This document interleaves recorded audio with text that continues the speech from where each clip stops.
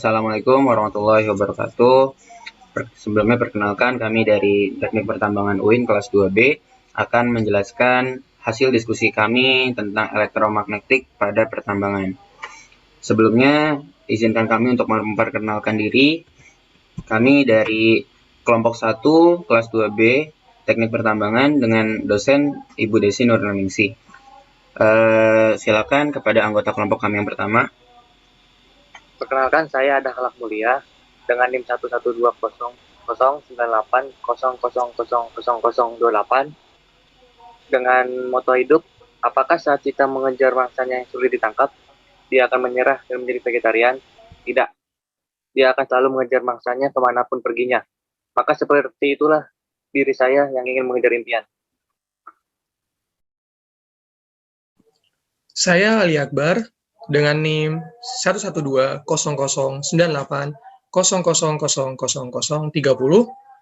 dengan moto hidup, kesuksesan itu adalah kumpulan dari setiap kebiasaan kecil yang terus diulang setiap harinya.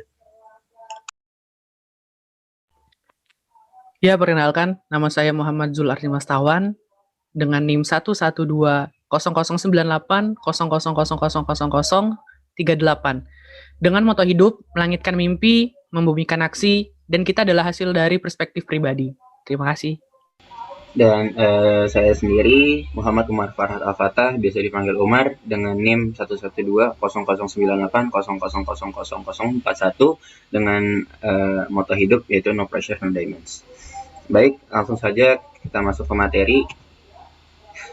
Ini adalah sebuah quotes dari Bill Gates tentang elektromagnetik.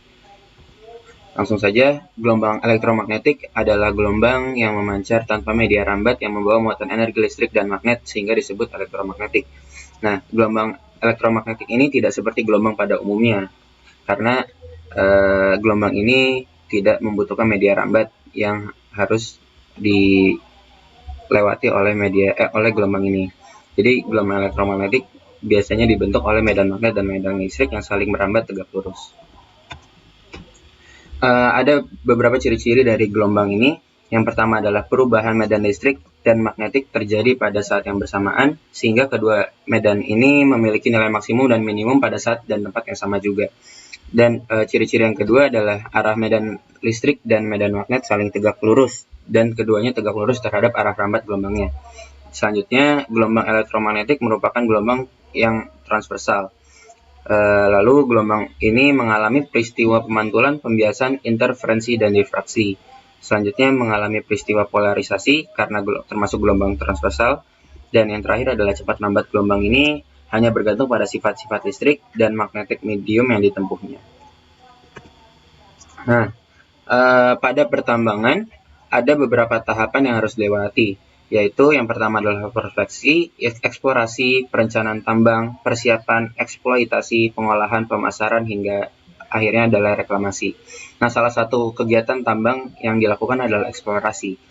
Eksplorasi sendiri adalah kegiatan yang dilakukan untuk mempelajari suatu wilayah yang berpotensi menghasilkan sumber daya alam tertentu. Biasanya merupakan bentuk tindak lanjut dari kajian mendalam dari penelitian yang sudah dilakukan sebelumnya, yaitu pada tahapan prospeksi. Lalu, tujuan dari eksplorasi ini adalah untuk memaksimalkan potensi hasil tambang yang terdapat di wilayah tersebut dengan tetap mempertimbangkan faktor alami di wilayah tersebut. Jadi, ada beberapa metode eksplorasi yang dapat dilakukan untuk dapat mendalami lagi potensi-potensi sumber daya yang sudah ada di wilayah yang sudah diprospeksi sebelumnya. Nah, pada kesempatan kali ini kami akan membahas beberapa aplikasi penggunaan elektromagnetik pada metode eksplorasi. Yang pertama adalah ground penetrating radar. Ground Penetrating Radar atau biasa disingkat GPR ialah sistem radar yang dapat mendeteksi benda-benda yang terkubur di dalam tanah.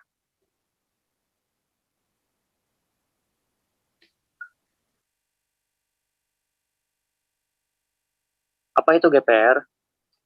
Salah satu metode geofisika yang mempelajari kondisi bawah permukaan berdasarkan sifat elektromagnetik dengan menggunakan gelombang radio yang mempunyai rentang frekuensi antara 1 sampai 1000 MHz dapat mendeteksi parameter permitivitas, konduktivitas, dan permeabilitas magnetik.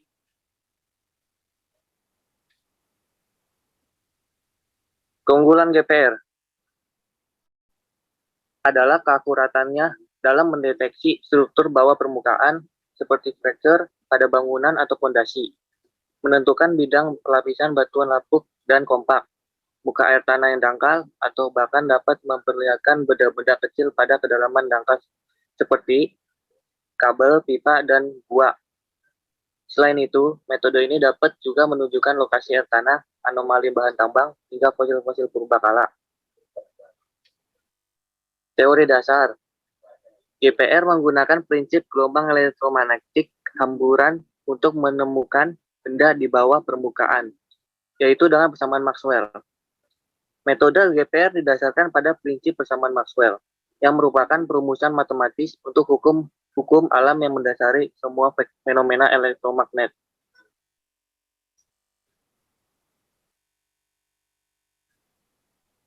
Persamaan Maxwell. Berikut adalah nilai-nilai dari persamaan Maxwell. Yang pertama ada kuat medan listrik, terus kuat medan magnet, terus induksi magnet, perpindahan listrik, rapat arus, dan terakhir rapat muatan. Mekanisme kerja GPR, yaitu mentransmisikan gelombang radar ke dalam medium target dan selanjutnya gelombang tersebut dipantulkan kembali ke permukaan dan diterima oleh alat penerima radar. Dari hasil refleksi itulah berbagai macam objek dapat terdeteksi dan terekam dalam radargram.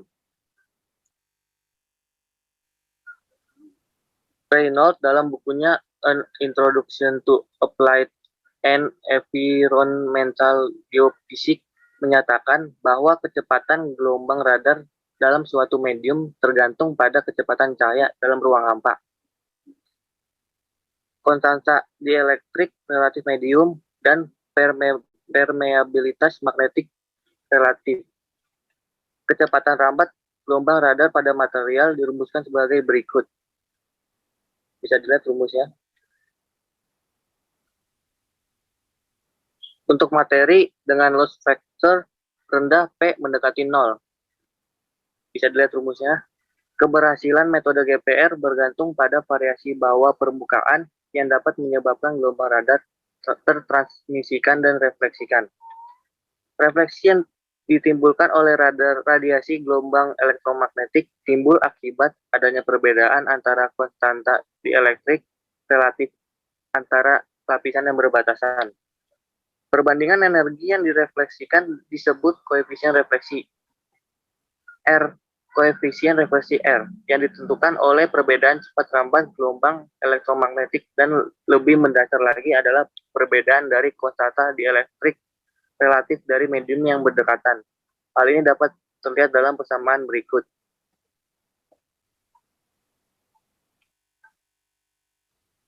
Kelebihan dan kekurangan. Kelebihan yang pertama adalah biaya operasional lebih murah, lalu perbandingan S/N tinggi, pengoperasian yang cukup mudah, dan terakhir merupakan metode non-destruktif sehingga aman digunakan. Lalu kekurangan, yang pertama jangkauan penetrasi dangkal, dan kedua kemampuan radar hanya puluhan meter atau bergantung pada penggunaan frekuensi antena.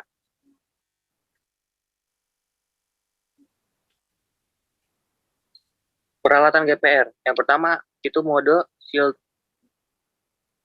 Ada RAMAC atau GPR Shield Antennas, lalu 2 buah konektor kabel, lalu notebook atau PC atau laptop sebagai monitor yang dilengkapi dengan software remote ground vision untuk akuisisi data dan refleksi untuk pengolahan data.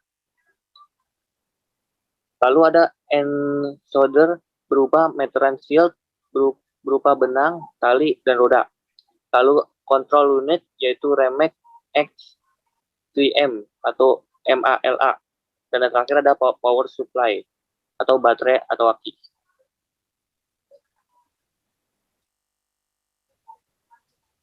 Dan yang kedua adalah peralatan GPR mode unshielded.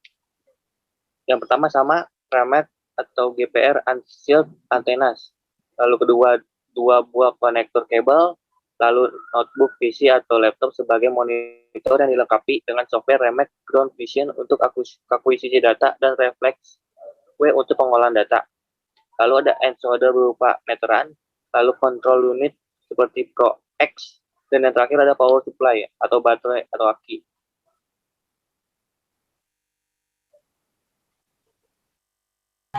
Baik, selanjutnya adalah metode yang kedua adalah radioisotop.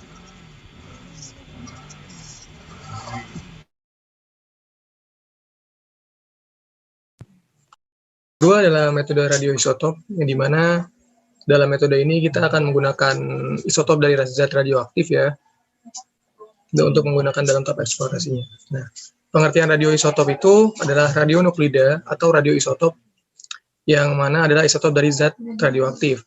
Radionukleida mampu memancarkan radiasi. Radionukleida dapat terjadi secara alami atau dibuat oleh manusia dalam reaktor penelitian. Produksi radionukleida dengan proses aktivasi dilakukan dengan cara menembak isotop stabil dengan neutron di dalam teras reaktor. Proses ini disebut sebagai iradiasi neutron. Sedangkan bahan yang disinari disebut target atau sasaran. Neutron ditembakkan akan masuk ke dalam inti atom target sehingga jumlah neutron dalam inti target tersebut bertambah. Peristiwa ini dapat mengakibatkan ketidakstabilan inti atom sehingga sifatnya berubah menjadi radioaktif. Unsur-unsur radioisotop yang digunakan dalam bidang pertambangan itu ada 3. Yang pertama adalah radioisotop kobalt 57, lalu radioisotop kobalt 58, dan radioisotop kobalt 60. Hubungan radioisotop dengan pertambangan sendiri itu biasanya berperan besar dalam eksplorasi pada pertambangan. Contohnya pada pertambangan minyak bumi, di mana ketika kita ingin memberikan tekanan di dalam sumur minyak bumi untuk mengambil cekungan minyak yang tidak dapat diambil ketika memanfaatkan tekanan geotermal. Hal ini bisa diakali dengan memberikan air panas ke dalam lubang sumur baru di dekat sumur yang lama. Disinilah radioisotop berperan. Radioisotop kobalt 57, kobalt 58, dan kobalt 60 dalam bentuk ion kompleks hexas-cyanocobaltate melakukan perannya bersama dengan suntikan air ke dalam sumur, sehingga arah air tersebut tetap dapat terdeteksi dan dapat diarahkan ke tempat yang diperlukan. Metode radioisotop ini juga dapat digunakan untuk analisa sampel batuan penambangan atau deposit mineral, yang bertujuan untuk melihat pada batuan yang telah melewati proses crushing dan pembersihan, apakah mengandung radioisotop dalam batuannya. Apabila mengandung radioisotop di dalamnya dan dalam tingkat konsentrasi yang tinggi, dapat dijadikan pertimbangan untuk dilakukan eksplorasi lagi pada lokasi penambangan pada tempat sampel batuan tersebut. Pada metode radioisotop ini tersendiri terdapat dampak positif dan dampak negatifnya.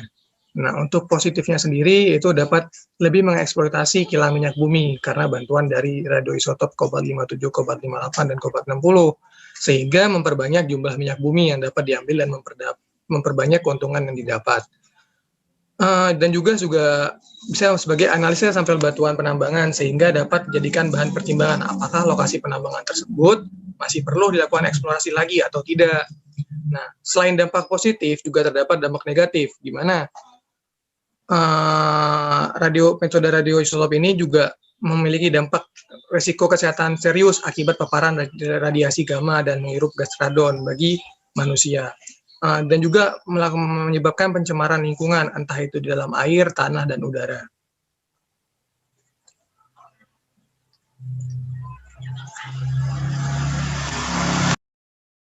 Baik, metode selanjutnya adalah radar. Metode radar ini adalah secara singkat adalah metode yang melacak kandungan mineral di bawah permukaan tanah. Nah, bumi ini sering disederhanakan sebagai bentuk elips dengan gravitasi yang sama di seluruh permukaannya. Tapi pada kenyataannya, massa di bawah perut bumi memiliki kerapatan yang berbeda. Ada rawa, lautan, tanah, atau daerah yang dipenuhi mineral. Gravitasi di atas lautan akan lebih rendah dibandingkan dengan yang berada di atas daerah penuh mineral. Daerah-daerah cekungan yang di bawahnya mengandung minyak dan memiliki gravitasi lebih rendah dibandingkan dengan daerah padat. Nah, setiap mineral ini memberikan reaksi yang spesifik terhadap pancaran gelombang elektromagnetik. karena sifat atomiknya berbagai. Perbedaan itu bisa dicari para pemencari minyak, mineral, dan bahan tambang lain sehingga dapat digunakan metode radar ini untuk mengeksplorasinya.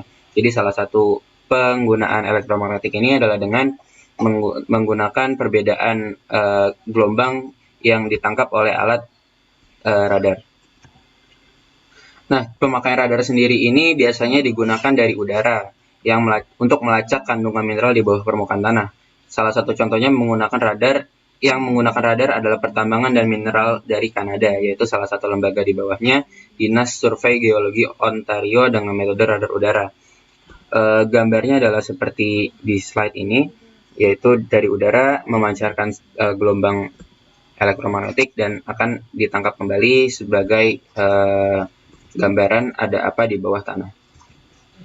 Nah, metode selanjutnya adalah metode penginderaan jauh.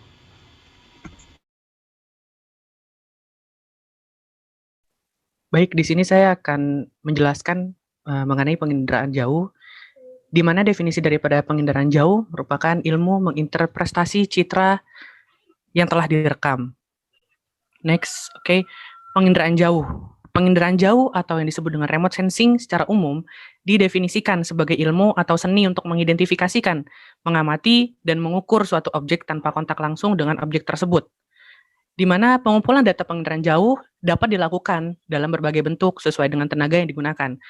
Nah, di antaranya itu berupa variasi distribusi daya, distribusi gelombang bunyi, atau distribusi energi elektromagnetik. Nah, next.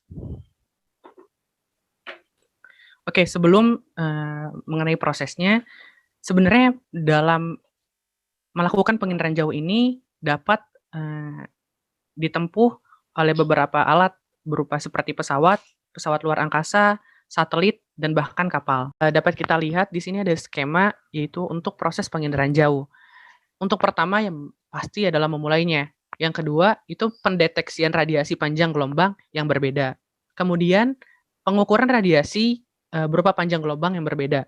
Dan keempat, data penginderaan jauh diperoleh dari suatu satelit, dari pesawat udara balon misalnya, atau wahana lainnya yang sebelumnya sudah saya sebutkan. Yang kelima, ialah data-data tersebut berasal dari rekaman sensor yang memiliki karakteristik berbeda-beda pada masing-masing tingkat ketinggian. Dan terakhir, menentukan perbedaan dari data penginderaan jauh yang dihasilkan. Next.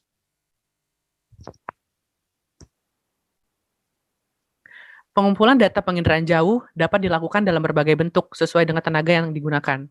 Dan tenaga yang digunakan dapat berupa variasi distribusi daya. Aduh, ini yang tadi lagi anjing. Lupa gue. Ya udah lagi kan.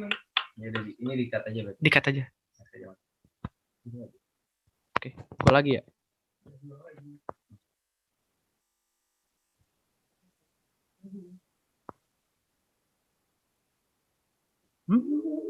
Lu kan ngomong.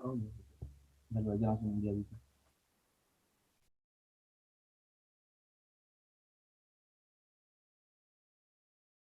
Oke, metode selanjutnya yang digunakan adalah metode geolistrik.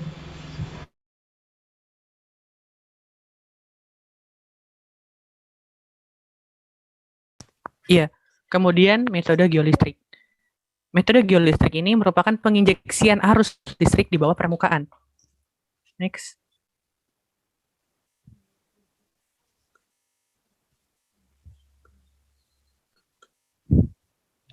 Metode geolistrik adalah metode yang menggunakan penginjeksian arus listrik di bawah permukaan untuk mendapatkan data bawah permukaan bumi, tentunya dengan menggunakan sifat-sifat kelistrikan batuan, yaitu di mana untuk mengetahui potensi sebaran batu bara dengan menggunakan metode geolistrik resistivitas konfigurasi Wiener-Alpha. Sebelumnya sebenarnya untuk metode geolistrik ini itu dibagi menjadi beberapa metode lagi, yaitu ada Wiener-Alpha, Wiener-Beta, Wiener-Gamma, dan terakhir itu ada dipol dan dipol. Tetapi yang kelompok kami kembangkan adalah metode geolistrik menggunakan Wiener-Alpha. Kenapa memakai Wiener-Alpha? Karena jadi gini, walaupun memiliki target kedalaman yang berbeda-beda, meskipun jarak antara elektrodanya sama, Wiener-Alpha ini memiliki tingkat sensitivitas yang paling tinggi dibandingkan dengan metode geolistrik sebelumnya. Gitu. Oke, next. Konfigurasi Wiener. konfigurasi Werner ini cukup populer digunakan dalam pengambilan data geolistrik, baik itu satu dimensi ataupun yang bisa kita sebut dengan VES, yaitu vertical electrical sounding, maupun mapping 2D atau ERT, electrical resistivity tomography. Ya, di sini mungkin kita semua bisa lihat gambarnya dan penjelasannya ada di slide berikut.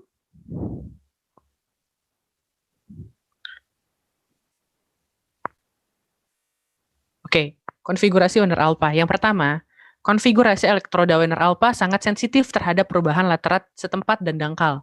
Hal tersebut terjadi karena anomali geologi diamati oleh elektroda yang tadi, C1 dan P1, berkali-kali. Namun untuk jarak C dan P yang lebih pendek, daya tembus atau penetrasi lebih besar sehingga berlaku untuk eksplorasi resistivitas dalam.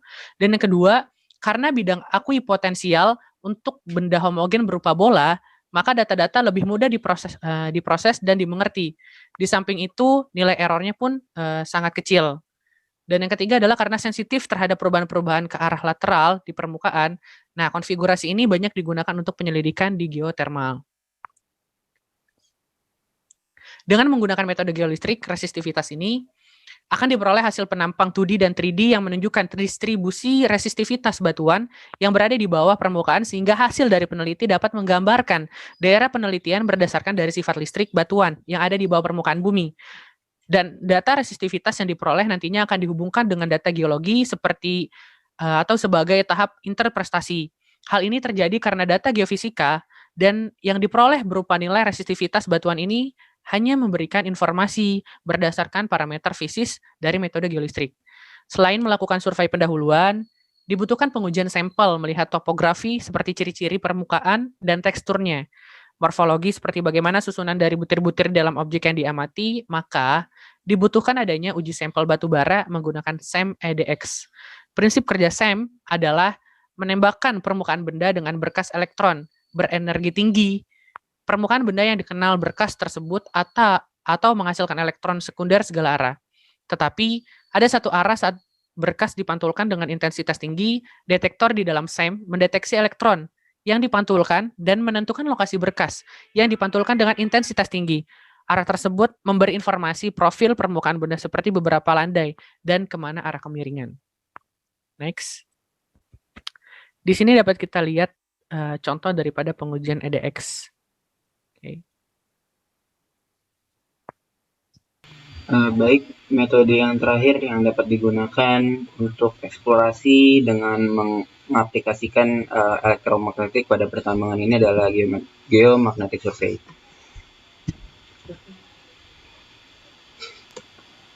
Ya, metode elektromagnetik yang terakhir adalah metode geomagnetic survey, yang mana itu dalam geomagnetic survey itu bertujuan untuk mengindikasi batuan di bawah permukaan. Next. Nah, dalam survei geomagnetik sendiri, di sini menggunakan metode yang efisien untuk permodelan struktur geologi serta untuk mendeteksi secara non-destruktif dari anomali di dekat permukaan tempat manusia berasal. Tujuan survei geomagnetik adalah pemetaan anomali magnetik kerak dekat permukaan dan pemodelan asal geologis atau buatannya. Pencarian calon pelanggan harus bergantung pada praktik pengukuran presisi yang dilakukan dengan magnetometer sensitif dengan kebisingan rendah agar mendapatkan hasil yang maksimal. Penerapan survei geomagnetik terbagi menjadi 3 step. Yang pertama yaitu menentukan deklinasi geomagnetik untuk tujuan navigasi dan pemetaan, lalu mendeteksi anomali dekat permukaan yang berasal dari manusia, dan yang terakhir adalah meneliti dan memodelkan struktur geologi. Adapun peralatan-peralatan dalam metode geomagnetik sendiri ada 2, yaitu magnetometer tipe Overhauser GSM 19GW, yang mana peralatan ini digunakan dalam mode tunggal dan gradiometer. Lalu ada magnetometer Fluxgate 1 axial DI, yang mana biasanya itu digunakan untuk mengukur deklinasi dengan resolusi sekitar 0,1 menit busur. Mungkin itu adalah beberapa contoh dari penggunaan aplikasi dari elektromagnetik dalam pertambangan. Jadi secara umum elektromagnetik sendiri digunakan pada metode eksplorasi karena metode eksplorasi ini membutuhkan gelombang-gelombang untuk dapat mengetahui ada keberadaan mineral apa, seberapa bagus kualitasnya, dan bagaimana cara mendapatkannya nanti akan dilanjutkan di perencanaan tambang. Nah, mungkin itu adalah pemaparan materi dari diskusi kelompok kami. Sekian untuk pemaparannya, kurang lebihnya mohon maaf. Wassalamualaikum warahmatullahi wabarakatuh.